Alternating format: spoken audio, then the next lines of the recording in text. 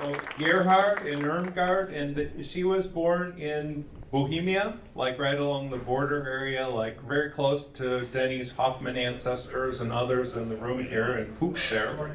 And Gerhard was born in Germany, moved to Poland, and then after the war, got kicked back to Germany, ended up coming here to the United States. And do you want to say a few things? You don't. That is our stories from the beginning, not to the end, I hope.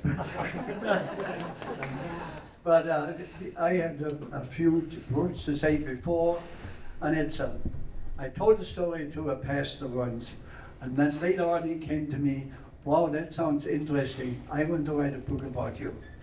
And this March, the book came out. It's called It All Began with Coca-Cola. Now you wonder what that it means, right? It all began. And I just want to tell this.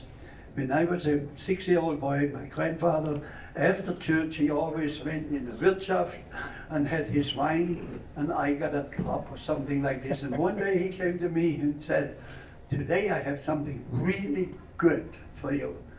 And I was sitting down, and then he gave me Coca-Cola. And it was so good. From that moment on, I wanted to come to the U.S.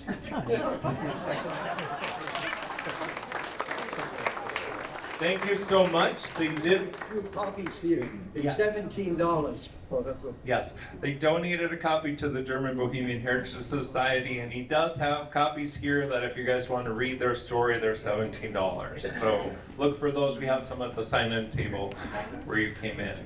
Also, we have these dolls. You might have seen these up front. They were brought in. We're using them for a fundraiser. So take a look at these. This one is from the Black Forest. There's a bunch of different sites there. We're 2 months to the day from Christmas, so you want to think about that. And so there's big ones and small ones, and don't worry if you buy the whole table. We have more. Okay, and then. Let's see, current events going on with the German-Bohemian Heritage Society. Just, if we just keep plugging along, we really do need a newsletter editor. That guy just hasn't been writing newsletter. It's terrible. That's me, but I need some help. So if anybody's interested in helping out with that, that would be great. And then we're looking for volunteers maybe to help with our research center library. There's different things with books that need to be labeled and categorized in our library. We've got a system for that. Just need a little bit of help making that happen. And Rick Eckstein is hoping that if you would, share your email addresses. So if we don't have a newsletter out timely or something like that, in the future we maybe want to do some newsletters via email, just with mailing costs and stuff going up, but just to help you guys keep informed into events going on with the German-Bohemian Heritage Society. So please share your emails, and Rick will have a list. You can share those after the meeting if you haven't already. Also, the gourds and stuff on the tables are free for people to take. There we go. We'll probably need those batteries.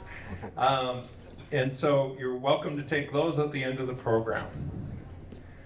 And then if anybody's interested in becoming a member or making donations, you can always find us at our website, German-Bohemian Heritage Society, a real short, long word, .com, and you can make donations or become a member there. So with that, I'm going to turn this over we'll start our business meeting with Jenny Eckstein in the Treasurer's Report.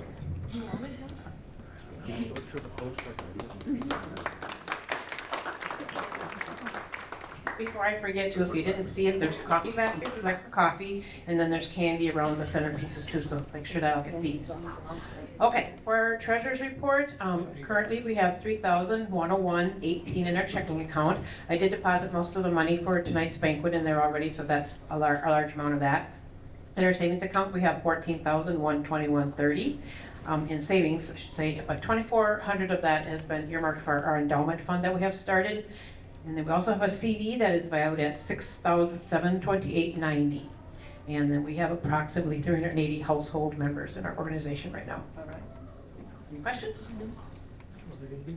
Tell me about the endowment. Well, we're just starting it. We have kind of a draft of a policy in place, wanting to use it for future expenses, like with our monuments, things like that, or a couple different things. Yeah. Say that right on there. Yeah, our endowment, we kind of started or we did start and have this policy, so we're planning to have that for keeping the organization going in the future. We also take care of the monument by German Park, and so those types of things, just to keep things going perpetually in the future. Okay, next we'll review the meeting minutes from October 2024. Harvey Stonick.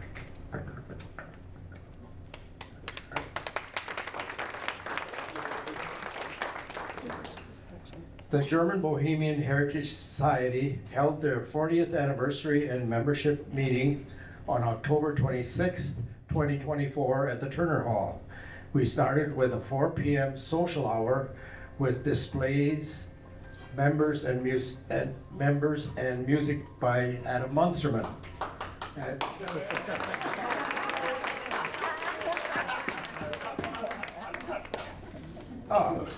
At 6 p.m., Wade Olson did introductions and Kathleen Becker, Mayor of New Ulm, did a proclamation of our 40th anniversary and welcoming meal followed. At 6:45, Wade Olson opened a short business meeting, treasurer's report, and review of 2023 minutes were given. Motion was made, seconded, and approved. Board of Directors up for re-election were Colleen Kretsch, Al Force, Janet Tower, and Harvey Stodick. All agreed to continue. Since no one ran to oppose, a motion was made to have all continue. Motion carried. At 7:15, Wade began the presentation of our 40th anniversary presentation. Guest speakers were Pat Kretsch, Denny Warda, Dan Baranek, and Elroy Ubel. It ended with the song Tief drin im Bemerwald. Secretary Harvey Stodick.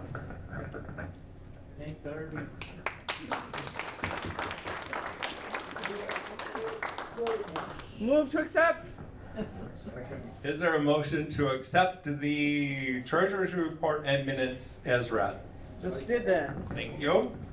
But Second. is there a second? Okay, seconded. All in favor? Aye. Opposed? Okay, motion carried. Treasurer's report and minutes are accepted as read. Okay. Okay, now also one more thing I should point out. Thank you, Adam Munsterman, for playing that beautiful music this afternoon, this evening. Appreciate you being here and really enjoy the music. And I know I should have learned how to play sometime, but I happen to have a concertina, well, maybe two, but I can't play them. They just collect dust. Okay, now I'm going to turn it over to, we have election board members.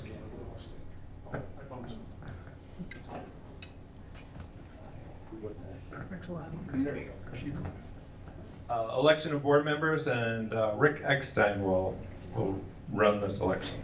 Give me 1 second. Because I can't do it because I'm being voted on. Ja, bitteschön.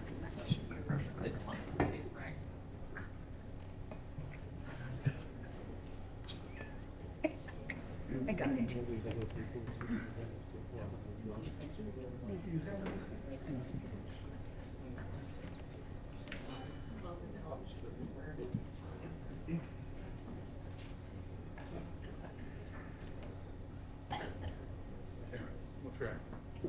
Okay. Okay. Everybody hear me back there? Okay, thank you, sir. We have several board members, 3 board members to be specific, whose terms are up this year. Pat Eckstein, Bill Boschnack, and Wade Olson. Pat and Bill are retiring from the, and Steve Bobo. And then Steve on there. How many years, Steve? A couple. A couple? Okay. And I'd like to thank you guys for your service. And Pat and Bill have decided to retire My Uncle Pat has, I believe, 27 years in on the board. Done a lot for us. Bill Boschnock has 15 years in. And a long time already, you guys. Thank you for that. So with that, we have Wade Olson and Steve Wubel have generously decided to run again for the board. So they will be on election. And we have Mickey Wilczek and Ben Schugel also have offered their services and will be on the voting this evening.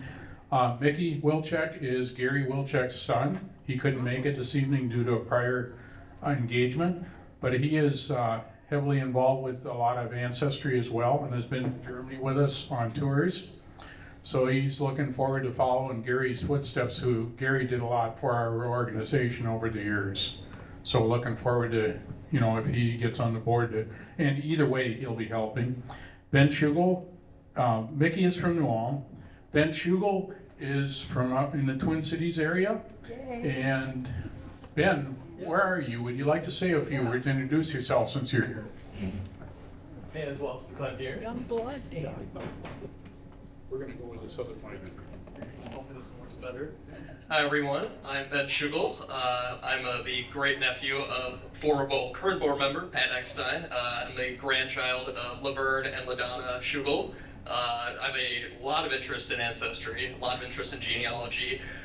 Really excited to be a part of this organization now.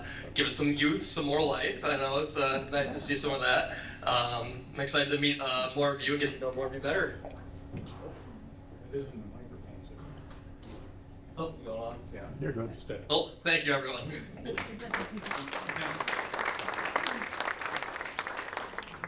I guess it's probably not the microphones this evening. That's two mics that have kind of hiccuped on us.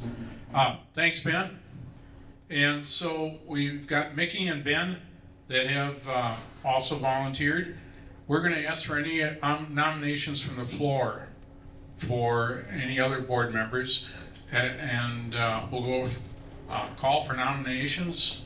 Any nominations? Adam is whispering back there. I don't know if he's volunteering. So, any other nominations? Besides Adam? No. Adam, you're blushing. One more time for any other nominations from the floor. I make a motion nomination C. Okay, there has been a motion that nominations cease. All in favor? Approved. With that, we have a unanimous ballot on, the motion's been made to cease the nominations. We have a unanimous ballot. All in favor? Thank you. Welcome, Ben and Mickey, to the board, and Wade and Steve for continuing on the board. Thank you, gentlemen. With that, like Wade had mentioned earlier, we are looking for volunteers to help us in a lot of different ways. Allow with some articles, even if you can just help organize the article a little bit, or any part of that would be great. We're always looking for help on that. And in our library, as we're trying to continue what Gary started for organizing our library. We've got a lot of family history in paper and in books. A lot of it's been donated by various families over the years, and we're trying to organize that. And some of our documentation we're eventually working on translating, getting it digitized and translated, because we have a lot of information in German yet. So we're slowly going to be working on translating that and getting English copies so that we can share that with everybody. But it is up in the library if you ever want to see that. So please let us know if you want to come up and visit it. It's kind of by appointment only at the library, so somebody will come up and open up and work with you. So that's all I have. Wade? With that, I think we should also, you're going to introduce the board? I can. Just here's the list. Excuse me, where is the library? for those that don't know, like. Oh, sure. The library, do you know downtown where the Grand is? We are up on the 3rd floor of the Grand, in the front of the building. We've got a library and a little storeroom there that we rent from the Grand. So we've got it's fairly well organized. We've got a very good index of family history in our different books that we have on file. And every once in a while we get donations that we're still working on processing. So we have to categorize those. And that's something Gary had started for us years ago already. He spent a couple of years working on that. So we're working on continuing that. Any other questions? And then I'll introduce the board. Pat? Yes, yes. I'd just like to say that my phone number is down on the Grand under the German-Bohemian Society 43, and I welcome any calls that anybody would have to come down there and open it up for them. If I'm available, I'll be down there pronto. Thank you. Okay, thank you. I just want to take a moment here at the end of this just to introduce our board members and then to maybe ask you, because I think we're all here, have you guys all come up, even the new one, Ben. Mickey's not here, but maybe we can get a group picture real quick. We don't do this very often, so let's just take a moment to do that. So, Wade Olson, the president, Al Forst is our vice president, Jenny Eckstein, our treasurer, Harvey Sadek is our secretary. Then there's Joe Eckstein, Pat Eckstein, Rick Eckstein, Bill Fosnacht, Colleen Kratch, Pat Kratch, Janet Tower, Steve Ubel, Dean Ward is an honorary one, and Diane Ward. And how about the new ones too? Yeah, it's Just a side note, Ben is related to me. He's, I believe it's my cousin once removed. Something, I think, to make that correct, so. Come on over here by this together, not gonna be able to get this shot. Come on over here by this stand. So, make you guys do this, but people will leave afterward. Yeah, I was gonna say, I'm not Yeah, I think. So, you might come in and double up 2 rows. And then you're gonna do like the frog picture, 1 foot forward. Side. Do a little hip. Let's see. There you go. Okay, 1, 2, 3, cheese. Cheese. Sausage and mustard. Sausage and mustard. There you go. Thank you. All right. I can do the face face. Okay, thank you. Thank you for your patience here as well. All right, next I'm going to hand it over to Pat Crouch. Thank you, Wade. It's great seeing so many of you. Takes me back to the beginning, 41 years ago. We had crowds like this, all excited to find out about your heritage, and found out about German-Bohemians and our monument, and some of them are wrong, and we're not going to scratch them out because they're lovely people. But there's 2 of them here tonight. Wendinger should not be there. Wenninger should be there. And Inger is a German-Bohemian and Dinger is not. And They have other families that. I know, but they got the Altman in them, and there's so much German-Bohemian. But the surname, and Bouchard is another. That's French. But there again, there's German-Bohemian in there. But it just takes me back to when we learned about our heritage and our German-Bohemian culture, which we're strongly trying to preserve as we go along right now. And this still goes on today. We make every effort we can in any way we can as the German-Bohemian Heritage Society. I've been a board member for 31 years.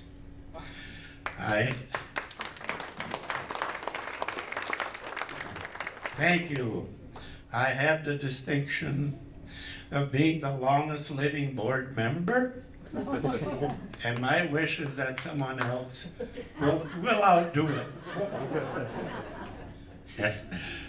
But, and I can speak the German-Bohemian dialect, and I can understand it to my best ability. Right, Irmgard? Yeah. And with all these credentials, I find it proper and fitting that I'm going to be the one, me, the one that's going to introduce the program tonight. All right. Yeah. I'm happy to do that. And it's titled Ahead. Get a hold of this. Ahead of the front lines, there was life, death, and liberation in World War II, German-Bohemian, homelands, and World War II connections to New Home. And I have the privilege of presenting to you now the author and the presenter of tonight's program, Wade Olson. Thank you, Pat. Thank you very much.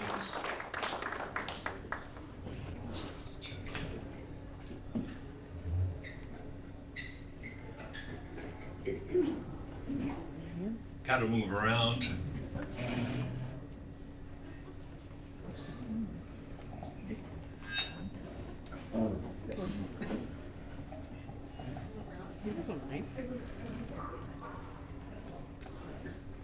Okay, thank you for the introduction, and thank you all for being here tonight. This is really kind of fun to be here and share this story. It kind of was inspired by Denny, and hearing this story and kind of some connections that I had with it as well, that is kind of fun to share and recognize someone for their service.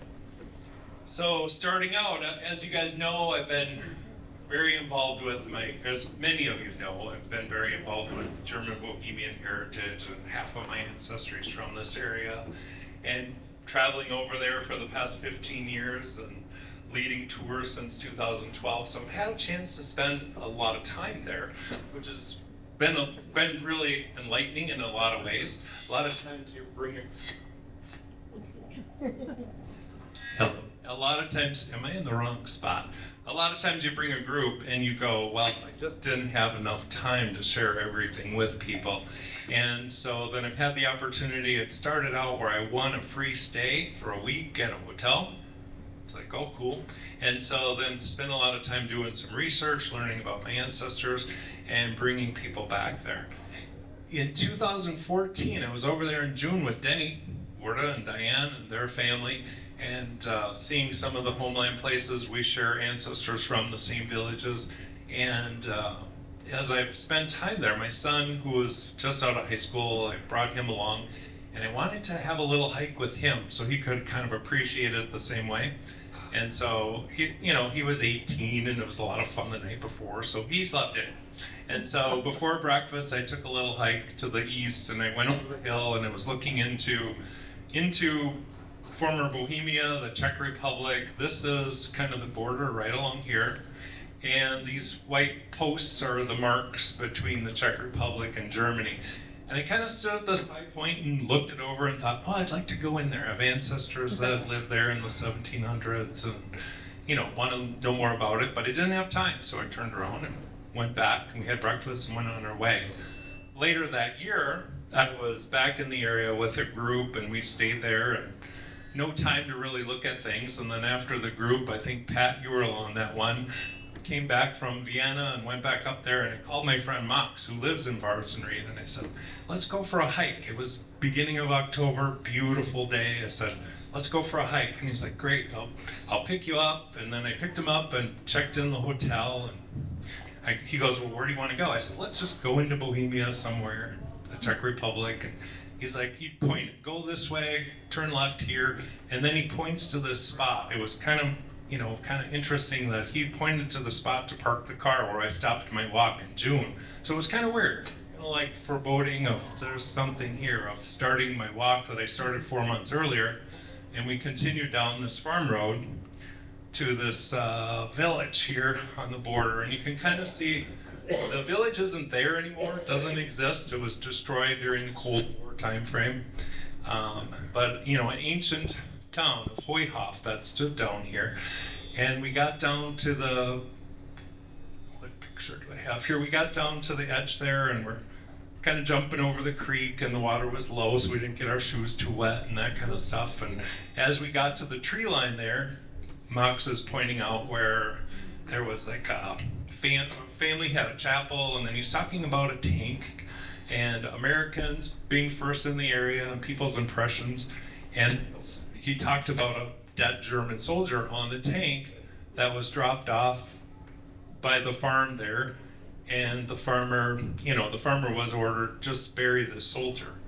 And then the tank went continued on, but it was just kind of a story that kind of stuck with me. It's like, okay, and then I'm continuing our walk, looking around the village, and this area is kind of mountainous. So this looks like low mountains, but this is sort of a natural pass between Bohemia, Czech Republic, into Bavaria, and over millenniums, people have been migrating. Is this working okay? Okay, so people are migrating through and different things, and we're talking a lot about history. So the 30 Years' War from 1618 to 1648, army came through here.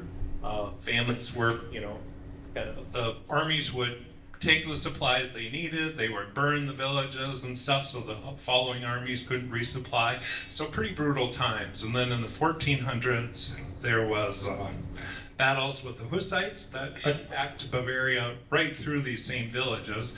And even today they have in Fürstenwald, which is just a few miles over my left shoulder from taking this photo, they have a Drachenstieg, Dragon Festival, that they celebrate every year, and that's been going, and that symbolizes the Hussites. So the Hussites were these hordes of people attacking, and they were considered the dragon, and that's been going on for over 500 years. So some pretty deep history.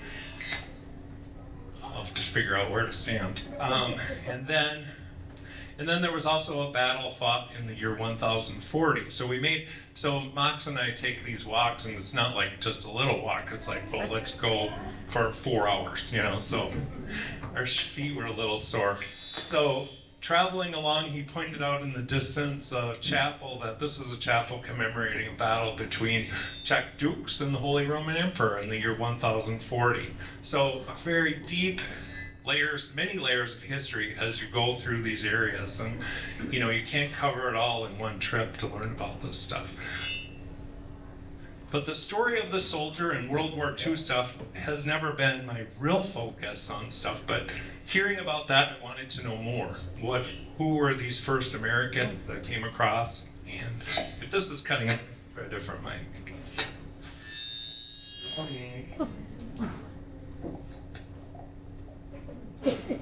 How about here? Maybe this is a little bit better. So just kind of give you a reference, Germany's right here, Czech Republic is right in the center of Europe. So kind of the crossroads between East and West over, forever. And the story that I just told you is kind of right in this area.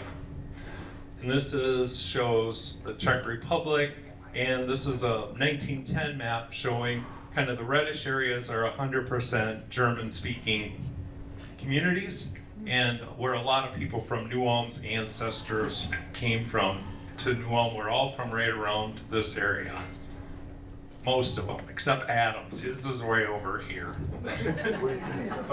And Steve, those two guys in the back, their ancestors are over here. But the majority are over here for this New Ulm area. And then this is just a more detailed map, just showing the town names. Here's Fürstenwald, Pilsen's up this direction. The town of Heuhoff stood right here, and so the story of the soldiers kind of right in this area along the border. And so I wanted to know more about who it was that came. And this map shows the Allied armies of the 11th Armored Division. So they were the first ones to make it across Germany to the edge of the Czech Republic, and then they were the first ones to cross the border into Austria. So out of all the allies, this division was the first one to get to Austria. And so this one, also this is their symbol for the 11th, and their nickname was the Thunderbolts. So back up here. So they came in December 16th, 1944. They crossed the channel, landing on the beaches that they had stormed in June of that year. And by then, the Germans had been pushed back to the line of Germany here through Belgium and France with some pretty heavy fighting. But then on that day, December 16th, when this unit was unloading, they were supposed to just hang out here and be, kind of occupying stuff, maybe reinforcing supply lines, things like that. And they were called to the Battle of the Bulge. And so they came across France as quick as they could and jumped into the Battle of the Bulge right in December of 1944. So they got there right around Christmas Eve. They met their first fighting there at the Battle of the Bulge. They were up against, as you know, the Nazis. This is a picture of Hitler and Mein Kampf, very strong fascist type of thing. This is from the museum in Bastogne, Belgium. They have a Battle of the Bulge museum there, and it talks a lot about the occupying history of the country, both in France and Belgium, and really kind of showed how, the Hitler youth were really indoctrinated into this thinking. And Gerhard was part of this as a child. That was like, you had to follow these rules and things like that. So it's interesting that we have someone here in the crowd that experienced that. And the occupation was more than just enemy soldiers on the streets. It was a real mind game for the people. They had to adopt the German way of doing things and the Nazi way, or they were arrested and hauled away. So that was pretty strict control over the media, the newspapers, and when the schools opened up in September of that year, all of the history books were cleansed of anything anti-German. So just kind of something they were up against, and especially SS officers. Later, I will tell you about a little bit of the SS was more indoctrinated than most German people. This is a map of the Battle of the Bulge. So the Germans were pushed back to the border here, and on December 16th, they pushed through here. Bastogne's right here in the middle, and the 101st Airborne was surrounded there. They were pinned down, and the Germans were making a big push to separate the British Army to the north and the Americans to the south and try to break our forceful push into Germany. And then in Bastogne, there's a square of, it's called McCullough Square. And this general on the monument there, General McCullough, I don't know if any of you are familiar with him. He led the 101st Airborne, and the Germans or the Nazis basically gave him the ultimatum, surrender or we're going to kill you all. And his one-word reply was, nuts. Go away, we're not doing this. And so that became his nickname as well. This tank in the background is a monument to the 10th Armored Division. It's called the Barracuda. It was kind of a reconnaissance tank just west of Bastogne in December, I think it was December 30th, 1944. And it was by the town of Huberman. And they were just a forward group just trying to figure out where the enemy was. And they went down a hill where there was a stream and a lot of snow, probably a foot of snow, and they were trying to cross this stream. They were getting stuck. They got hit in the back with a shell, but it didn't penetrate the tank, probably really rang their bell. And but they continued to try to get out of the water. And then once they got up on the side of the hill, they took a direct hit to the side with this hole. And all of the crew wasn't killed in that case. They survived. The commander of the tank had a serious leg wound that had to be amputated, and he ended up dying. The rest became prisoners. But that's just a monument to the fighting of this 10th Armored Division in Bastogne at that time. And just another similar tank in the museum in Bastogne for the Battle of the Bulge. You can kind of see just the terrible fighting. Now, one thing I should say, I watched a lot of YouTube videos of guys who served and stuff, and they really talked about this is pretty brutal. When they landed on the beaches in Normandy, the tanks were just really outgunned. The Germans had bigger guns, heavier armor, and they were just wiping out our tanks left and right. And so that was not a good situation, and they started getting these with bigger guns and reinforcing them, but it just took a while to do that. So a lot of these guys with tank experiences, you find some videos and stuff on YouTube and various places. It's kind of interesting to hear their firsthand accounts of these things. And this is the monument in Bastogne for the Battle of the Bulge. It's got just about, I think, every state of the Union represented there. And this is kind of the view. So Belgium is kind of a beautiful country. It looks pretty flat here. This is kind of a highland area. But you have deep valleys and kind of a lot like Luxembourg. So you have deep valleys, rough terrain with forests and stuff. And during the time of the battle in December and January of 44 and 45, there was a lot of snow, cold weather. A lot of guys were freezing. They were pinned in without supplies, getting strafed and shot above, and all that kind of stuff. And when you go to the museum, you can even go out and see foxholes and places that people dug in during that time frame. And then as you're crossing Belgium, Luxembourg, this is the Henry Chappelle American Cemetery. You find these huge cemeteries, and you're in awe of all the Americans that lost their lives over there that are still buried in the ground.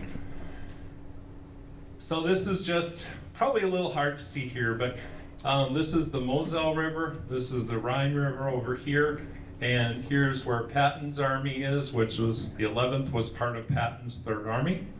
And they pushed through across the Moselle, and then they made it across here and crossing the Rhine near Worms.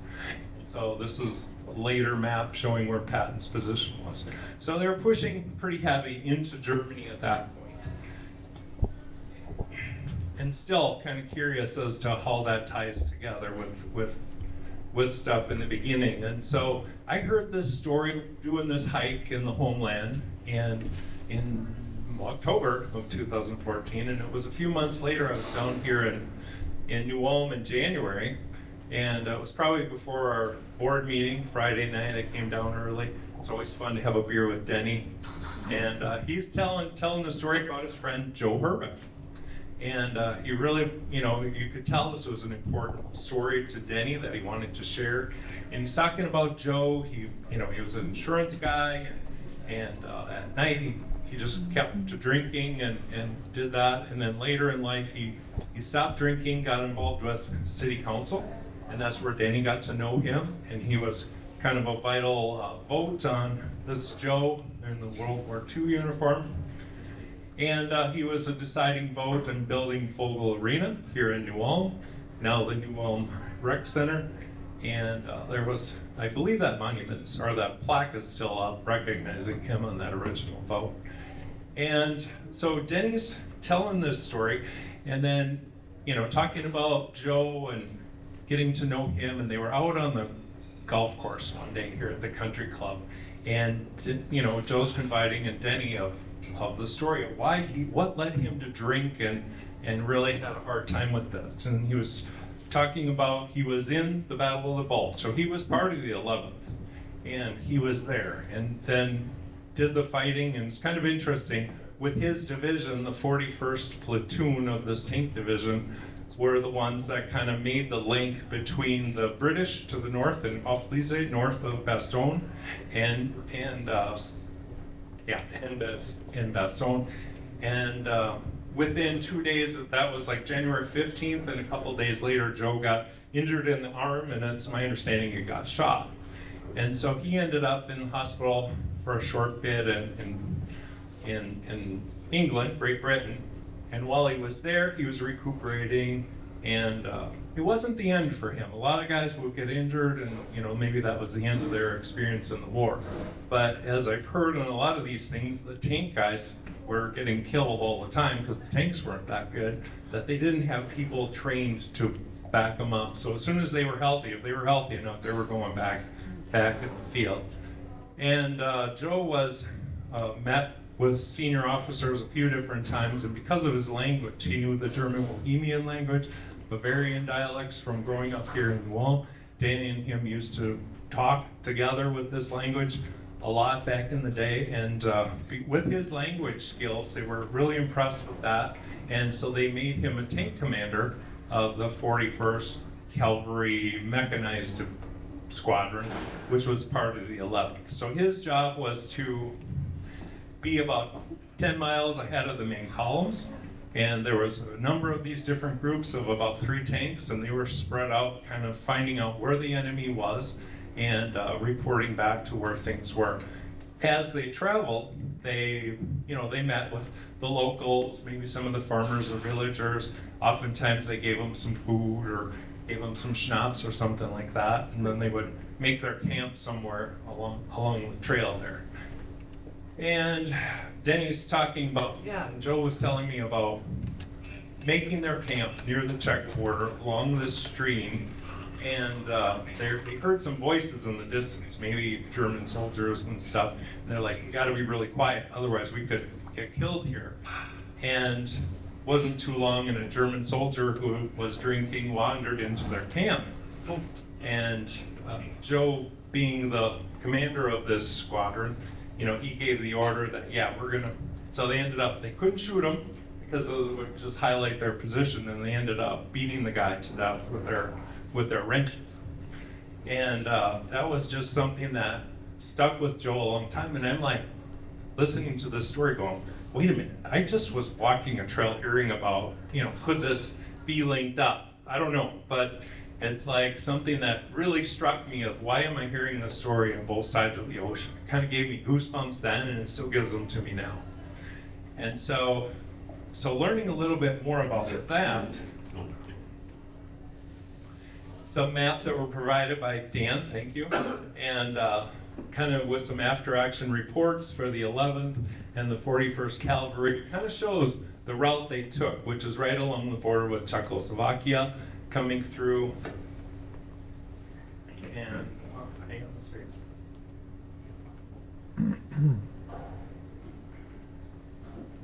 So many details. So part of his reconnaissance group, they were in tanks like this. And this one was another angle of the tank in Bastogne in the square. And what's interesting about this tank was actually part of the 11th and the 41st Cavalry, which was the unit Joe was involved in. So maybe he knew some of the guys in this tank, or maybe, he was definitely near this action back in the beginning of his experience in the Battle of the Bulge. So he saw a lot of heavy fighting. He came back as they were making their way through the Siegfried line, which was a real barricaded line that the Germans had built with all kinds of obstacles to get through. And then once they made it through, some of the guys in some of these videos talked about, we got through and we found a section of the German Autobahn. They're like, wow, we've never seen a divided highway. And they were able to fly. Some of the tanks and equipment were only rated to go like up to 55 miles an hour. And they said, we made it to 63. And the commanders just said, keep going and get in as far as you can. So it was kind of a good thing there. This is Joe's headstone. He's got a Bronze Star, a lot of commendations, a Purple Heart. So he did a lot during the war and had some of those types of things. So coming through, this is the edge of Czechoslovakia here. Can you guys see that? You're probably not seeing that one. But so they came in doing their reconnaissance, and the 11th went down here into Austria, but they were quickly followed by a whole bunch of other Americans kind of crossing paths. So a lot of things happened very quickly at the end of the war. So on this map, the Americans made it into Czechoslovakia. Patton wanted Prague. He sent some tanks there, but he was ordered not to take Prague. It was for the Russians to take. And so he was told to hold the line at Karlovy Vary, Pilsen, and Český Budweis down here. So they only got into the western part of the Czechoslovakia at the time. So this is a little bit more detail of the 41st Cavalry Reconnaissance Squadron. that Joe was a part of, and it, lists here the guys that were injured, the date Joe was injured, that kind of stuff. As you really read this stuff, there's a lot of detail on the back of some of these extracts of different things they did, and it was really quite abbreviated as far as what they probably all went through. But you can kind of see the route right along Czechoslovakia, so that kind of matches with Joe being in the area where the soldier was killed.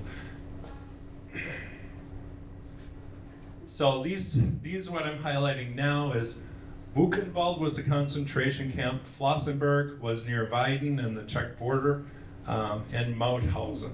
Now I knew that they went down into Austria and their units had liberated Mauthausen, but also I've learned that they also were there in Flossenburg. So it's kind of interesting, it's kind of the chain of these concentration camps going through here. And then also this is the area where the soldier was killed and buried by that chapel. And so during that time, there was a couple of things going on where the Germans were, people were getting close. The Russians from the west, they were getting really pinched from the east, and the Americans and the other allies from the west. And so they were doing some pretty horrible things. They were, even at Flossenburg, there's notes of them, like I think it was the 10th or 15th of April, they shot a bunch of American officers and one general just because they didn't want so many witnesses. Oftentimes they were killing the prisoners who were running the crematoriums because they didn't want them as witnesses. So some pretty horrible things. Flossenburg had a bunch of prisoners that they wanted to get out of there, so they didn't get into the hands of the Americans. And so they tried to put them on a train a couple times going down to Munich, where Dachau concentration camp was. Both times, those trains were attacked by the air, and they ended up back at Flossenburg. In the meantime, they were marching soldiers from Buchenwald down to Flossenburg too. So you have a lot of people converging in one area, no food, no water, no rest for these guys marching through. And so these guys all came down from here, and then from Flossenburg, they started marching them down here. So it's just kind of interesting. As I'm preparing this yesterday, I'm reading about, I've been looking up a lot of stuff. So I see this post of this guy, Michael Schmus or whatever his name was, a Jewish guy. He was he was Jewish, born in Poland, ended up in the Warsaw Ghetto, was part of the uprising fighting the Nazis, was arrested, was almost sent to Treblinka where he would have been gassed right away, but then held in a number of concentration camps. And he ended up at Flossenburg. And he was part of this march going, so they had a bunch of prisoners coming in from Buchenwald and Flossenburg, and he was in one of the first groups with the Jewish guys being marched down, and they made it as far as Stamstreet, which is close to Calm and the area on the map where this 11th went through, and ultimately liberated by parts of the 11th Armored Division. And it was kind of interesting because this guy just died this week, and so it was a post about this survivor who died at 99 years old, and he died just this week, and I just kind of was like, oh, I gotta share that with people. Just kind of somebody who survived that and was liberated by this 11th Armored Division. And then this is just a monument of some of the prisoners from Buchenwald coming to Flossenburg. They came through the Czech side of the border, and I was just kind of going through there with, some of you guys know Joan Steiner a few years ago. We were checking out villages, and we saw something sparkle in the distance in the trees and drove over there, and here's this monument, and there was a bunch of prisoners being marched through. They got strafed by American planes, so a lot of guys got killed, many of them Americans, but then once they figured out they were prisoners and not a troop marching, they pulled up on them, but that happened on April 4th, 1945. So it must have been a very turbulent time with things going on left and right all over at the end of the war, late April, early May 1945. So this is a little bit of the borderland, the trails that you see today, but the armored and these different divisions, they had a lot of infantry with them as support, and so they were kind of fanning out around the tanks and supporting that way to in case there were guys, because they had Panzerfausts, which are tank fists, and they were like a bazooka, one shot, that were designed to burn through up to 5 inches of steel on tanks. So they could take out these tanks, and so you were after trying to anybody who had these things to keep your columns in line.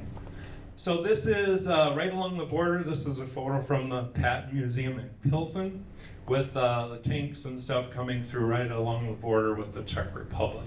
Not sure if that's the 11th, but right around there at the end of the war.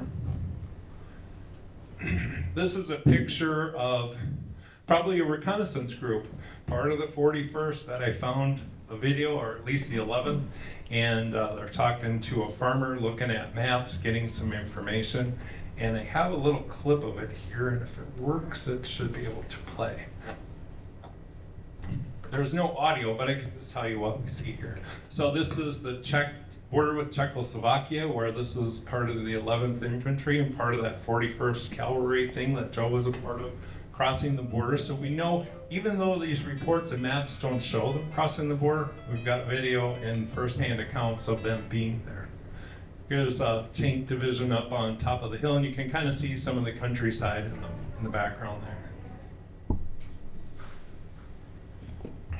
And then here, you know, they're getting some food from the farmers.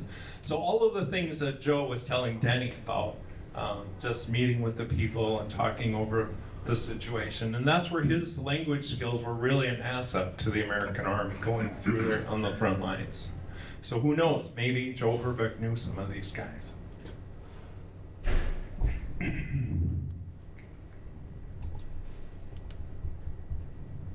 Wrote about events politically coming up to the war, during the war, and then after the war. But reading what he wrote, it was kind of a little bit after the fact. So the timing of things maybe is a little mixed up because they had this first reconnaissance group come in, and then they had all these other columns of Americans coming through as well. So this is a picture of kind of a farmhouse that was there. His home was number 6 here, right on the edge of the woods. This indicates, probably here, the little family chapel that they built there. And then this is the guy here, Joseph Bry, and his family in the 1930s, just prior to World War II. So things were pretty turbulent. In his journal, he indicates who the soldier is. There were no dog tags. They figured the Americans took those, but there were some letters on the guy, and his name was Peter Aller from the Thuringen area state of Germany, which is a little bit to the north and near where the 11th came through before they came down along the border as well. And so it indicates that. It indicates that they did encounter some fighting, but you know, it's kind of like, well, was it this or that? But ultimately, the soldier was dropped off the tank near the stream, which was either here or here. There's a little stream over here, and then the farmer was told to bury him, and he buried him with 2 Polish prisoners of war that were assigned to his farm to help him farm at that time. And this is a picture of the farm house before it was destroyed. So you gotta think about, you know, a lot of things were going on. The Americans came in, things were, you know, a lot of fighting going on. And then soon after that, the Czechs came in and said you couldn't live here anymore. And so they basically lost everything and ended up fleeing across the border. I mean, they were literally 100 yards from the border, but they were hoping they could stay. And right here, I think, is probably the chapel of that farm. And so this was all blown up and bulldozed in about 1951. So that soldier still is in an unmarked grave in that location. So this is in 2019, brought Denny there. See, Denny, I got you on the slideshow. You wanted to see the site. And so the house kind of stood right in this area, and that's Bavaria over on this side. And I think this tree is the one big tree next to the house in the old picture, so kind of a witness to events, and kind of the stream on the one side of the village. And you gotta be careful walking around in these places because you can fall in these wells or a cellar or things like that, just about anywhere where a village doesn't exist anymore. And that's a view from around the area where the chapel was, looking back into Bavaria. And this is, again, about the spot where I stopped and started my walk that time, looking into the Czech Republic. This is where the village and the chapel was, right down here. And right over here, you can't quite see it, but that's Neumarkt or Veszruby, which is a local town where the Meidels and Forsts and things like that ancestors were from, that we were there a couple years ago. So it's kind of interesting. And of all the tragedy and horror that Joe Herbeck witnessed, one moment, the death of a soldier really stuck with him. It stayed with him the rest of his life. There's little doubt he had some form of PTSD, post-traumatic stress syndrome, that was never truly recognized or treated. For more than 30 years, after more than 40 years, Joe finally was able to get help, start to heal, and get rid of his dependence on alcohol, and that's when he got involved with city council and got to know Denny. Like so many veterans, he carried some invisible wounds, and the story reminds us of the importance of ensuring that all who serve have access to care and the understanding they deserve. In Joe's case, that decision that day may have meant the difference between life and death. The 11th Panzer Division was stuck in the trees here, all around this woods and these villages. They were stuck there, over 11,000 soldiers. They were stuck there because they didn't have fuel to continue. So they were backing up from the Americans, they were squished between the Russians coming from the east, and they had orders to fight to the end. One thing I forgot to mention, in Coburg, before they got to the death marches of the concentration camps, they came up to Coburg, and there was a court there just a few days before the Americans arrived, and they were, the soldiers that were there were basically, some were court-martialed and then executed in front of a whole battalion and the locals, and basically told, if you don't fight to the end, we're gonna kill you anyway. And so then the night so the Americans were lining up on the hill, ready to attack, and overnight many of the officers just took off and the soldiers ended up surrendering anyway. So it wasn't a big fight there, but these things were going on all along, where they were given orders to fight to the last man. So, Joe and his unit moved down the border into Austria, and then a few days later, May 1945, that 11th Panzer Division surrendered to American forces at Neumarkt, Veszruby, along the border there. So, had Joe not given the order that saved his patrol, a deadly firefight would surely have developed, and his family and their legacy may have never existed. And so Ulm has long been home to many who served in our country with courage and sacrifice, and among them was this quiet World War II hero that never sought recognition. He truly deserved it, and that hero was Joseph John Herbeck.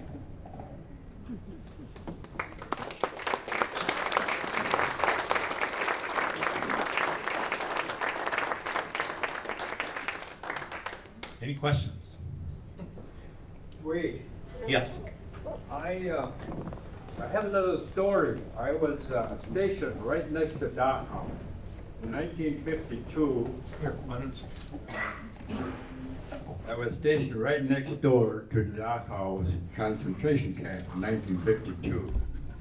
So I thought to myself, why can't I go in there and see what's in the concentration camp at Dachau? Well, I bothered him enough, I pestered him, don't put me on the camera. Candid camera. Because nobody could go in there. But I pestered the hell out of him, so he said, kommst du mal Sonntagmorgen. Come Sunday morning and I will leave you come in. So I went in there and I got a whole roll of 36 pictures that I took with my black and white camera. However, I did not send them to Kodak because I thought that they might be confiscated. So I took them up to Berlin. I was then transferred to the Berlin 298th Army Band in Berlin. And I developed them myself. I still have them, but I never left go of them. And then I asked him what happened to the people or to the German Gestapos that were in the billets that we were. Well, like you said, Wade, they shot them. They shot them as they came out of the billets. And the Americans were the first ones there at Dachau. They shot them just like rats coming out of a rat hole. So anyway, that was brutal. I guess that's about all I have to say. Thank you, Billy. That's great that you shared that. Some of the things that also I uncovered with these concentration camps was very brutal, and especially in Flossenburg with the SS guarding up on these marches. You know, they had out of the Jewish group with the guy that survived till this week.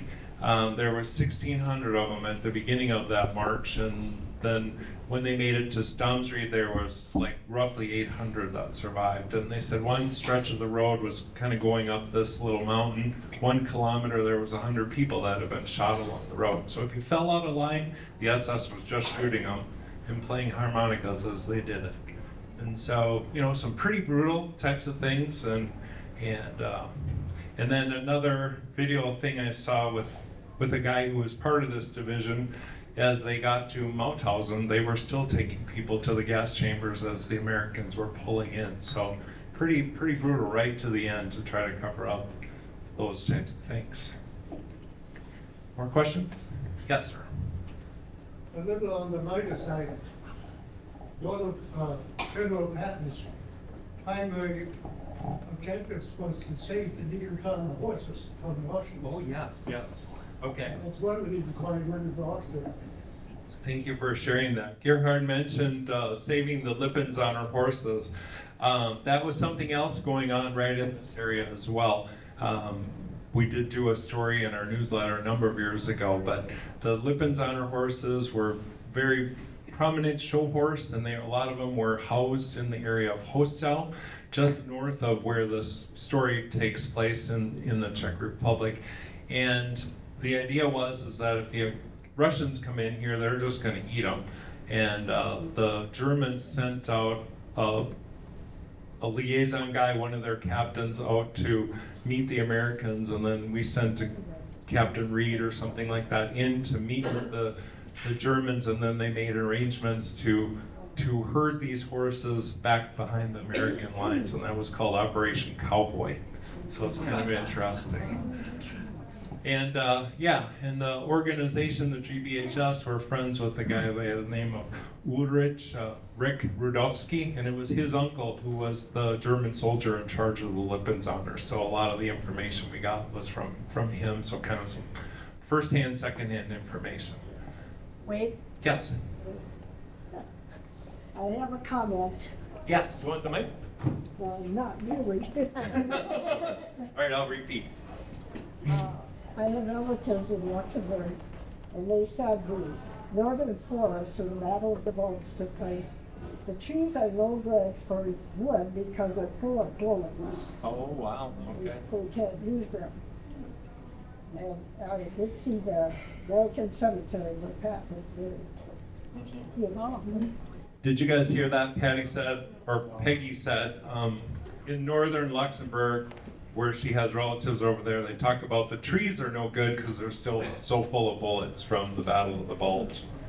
And she also mentioned the American Museum in Luxembourg, and that's another huge American cemetery with Patton buried at kind of the head of these guys. So they kind of have him separated the head of the people. And no one is more grateful for liberation than the Luxembourger people. Okay, yeah, and the Luxembourgers, and I know the Belgians are very, very thankful for the Americans and the liberation of the war. Another side note I want to mention, here we are at the German-Bohemian Heritage Society. I haven't done much research on your family, but I do know it's listed as Bohemian. I've seen the Herbeck name come up in just north of this area where the story is, and I think your mother's name was Eichton as well. And so, you know, your guys' ancestors are from the area where this story played out, so it's kind of interesting. Yes. Sorry to understand. No, you don't. In 2003 or so, Mark and I went to the Holocaust Museum in Washington DC. He had to go there for work. So we went to, has anybody gone to the Holocaust Museum? Yeah, so when you get to the building, you can go up into the fourth floor.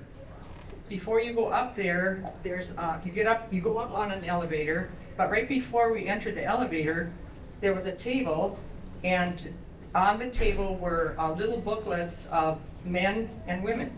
And they said you can follow the story of one of these people in one of these books as you go through the museum.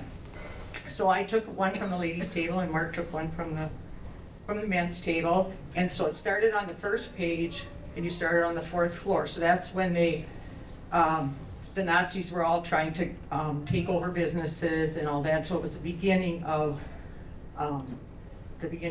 taking over, the Nazis taking over.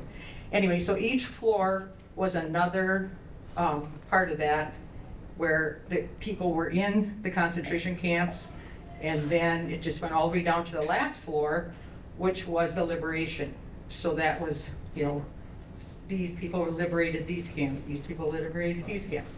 So as each time we went to another floor, we would switch the page. So mine was, I started out with a young girl, and her name was Jona Wajgoka from Poland. And so I followed her story, and it's just a little book, so it doesn't say a lot, but it said that her dad traveled on the train selling things during the war, and then they went into the ghettos, and then kind of her story all the way down through the floors. And on the very last page of her little booklet, we were walking around looking at everything, and as we came around the corner, there was a huge picture of the 11th Armored Division entering Mauthausen. And so we looked on the tanks, you know, there were soldiers on the tanks, thinking, I wonder if he's sitting on there or anything, but he wasn't. But that was when they came in, and then I switched my page to the last page of the booklet, and it said she had just arrived, she was in Auschwitz, and she had just arrived not too long before that to Mauthausen. So she was there. So here I had this book, and she was there, and she was probably 15 years old by that time. And she was there when they came there. So I thought, what is the chance of that? So then I was crying and whatever, of course Dad was already dead, so I couldn't ask him anything. And so I called, after we got home, it kept coming back to me, that she could still be alive because she was so young. So I texted, or I emailed the Holocaust Museum and said, I'm looking for a survivor, and here's her name, and I just had her name and her town and how old she was.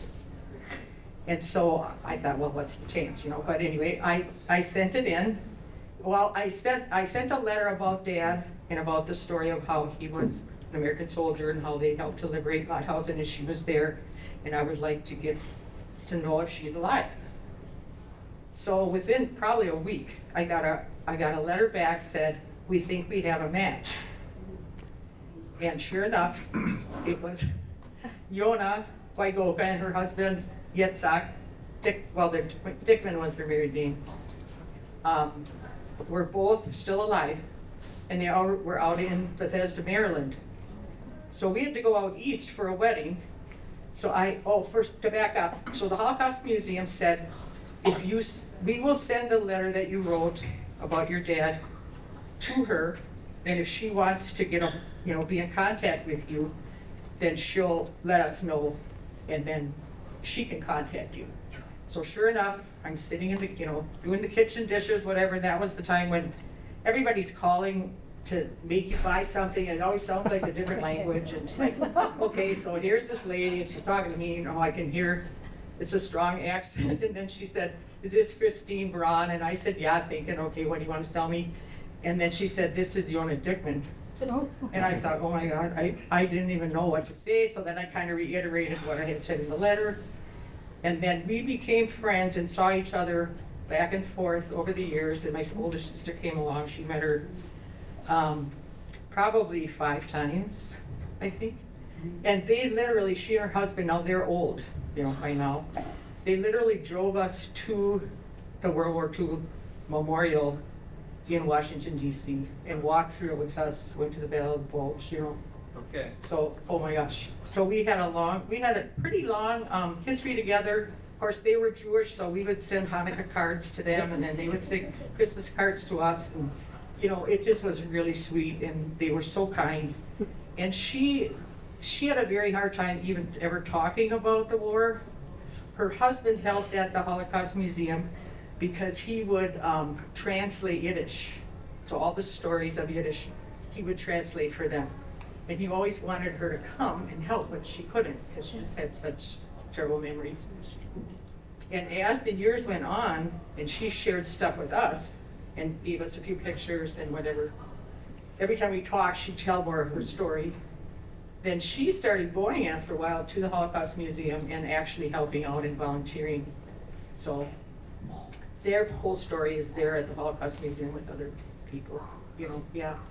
So anyway, since then, they have both passed away. But I just thought that was really amazing. Like, you can't make that stuff happen. It's like, you know, it was just a blessing. So anyway. A real blessing. Yeah. Wow. Thanks for sharing. That's incredible. Thank you so much for sharing. Any other questions? Wait, you, Wait. Yes. My dad, Ferdinand Fisher, was in World War II, and that was never talked about much. But as I understand, he must have joined the National Guard before the war, and then the National Guard unit was called up. He was in an, I believe, an anti-aircraft group, along with these other guys, I think, from New Ulm. Okay. And they went to the Aleutian Islands first, and then they were in North Africa, and then they were in on the Battle of the Bulge with Patton. Okay. So I wonder if anybody else has that history, and I also wonder if Joe Herbeck was the same situation, but he was in a tank crew. Yeah, their unit went right from the beach right to the battle, so. Okay. But I mean, how did he get from New Ulm? Was he in the National Guard at the Armory? Dan probably can answer that Okay. question. I did talk to my dad about this once, and I said, Dad, how did you end up in the Army? And he goes, well, after Pearl Harbor, every man had his hand up in the air, and they all wanted to go. And they had people who would commit suicide if they got rejected. That's how badly people wanted to go. And I said, well, how'd you end up in the tank corps? He said, well, we went to basic training, and at the end of basic training, we're all standing at attention at graduation, and a major shows up and says, anybody here ever driven a truck? And I said, well, I used to deliver groceries for New Ulm Groceries, so I put my hand in the air, and he said, you guys are all in the tank corps. And I said, well, how did you end up in recon? He said, same damn thing happened. He goes, we got done with tank training, and we're standing at attention at graduation, and another major shows up and said, anybody here speak another language? Well, I spoke German. I put it, okay, you guys are all in recon. And that's how I ended up in recon. A little bit more details to this story. Thank you. So he probably was there when that tank, the Barracuda, got disabled right in that area. Pat. you said that the grave is still unmarked? Or did you figure out, has anybody figured out where that person is? There are so many little monuments There's everywhere. There's no monument. There's nothing marking this. Everything was obliterated and kind of forgotten about during the Cold War because that was no man's zone. There were fences, guard towers. You were shot if you got in that area. And since then, nobody has done any more on that. Yes, good question. In the Journal of Joseph Pry, he wrote about that when mail became available, they did notify the wife of Peter Allard, but she didn't want him back or probably couldn't afford it, and that kind of stuff. So then, soon after that, they were basically kicked out of their home and that kind of stuff. So there really was nothing more they could do about it at that time. You can find the area, and I've walked around there quite a bit just to see the foundations of the house and that kind of stuff. And I think it was, blown up bulldozed over, that just trying to even find the outline of where the house or the chapel stood is really difficult. And I've tried. That's how I got the picture of the well. I almost stepped in that one. So, yes, Lisa. I had the opportunity to study abroad. I was in Marburg, which is near Frankfurt, and I have extended family members who are still there who were so wonderful to host me at all my breaks, and especially Christmas and Easter. I just wanted to share that they are very happy that America won the Second World War, but very divided about their own German, and still proud of their German heritage. But some of them just really question how Hitler even happened. Yeah.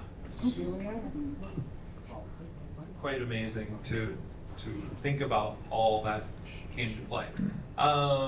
Just wanted to introduce, we do have some of Joe's family here, 2 daughters and son Dan, and their spouses, so thank you very much for being here.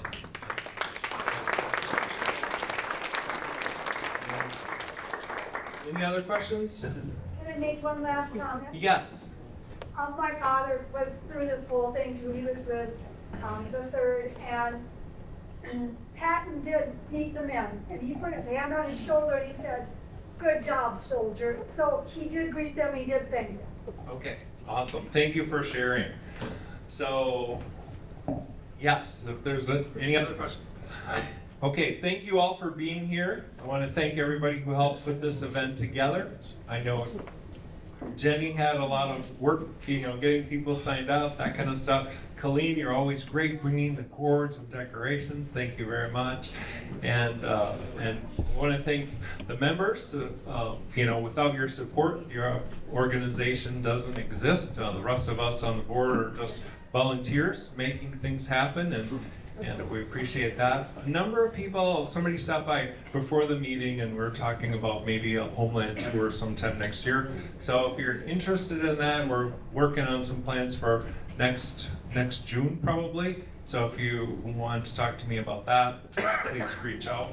And Christmas gift ideas. So don't forget about these dolls. Somebody's got some grandchildren or somebody, and we've got a lot of them. So they're a great deal. And also check with Rick. Please share your email addresses. So yes. Just one last thing, and we want to thank you for putting this together. I know this is a lot of work to do the research behind this, to be over there, doing the investigation, things like that, and putting this presentation.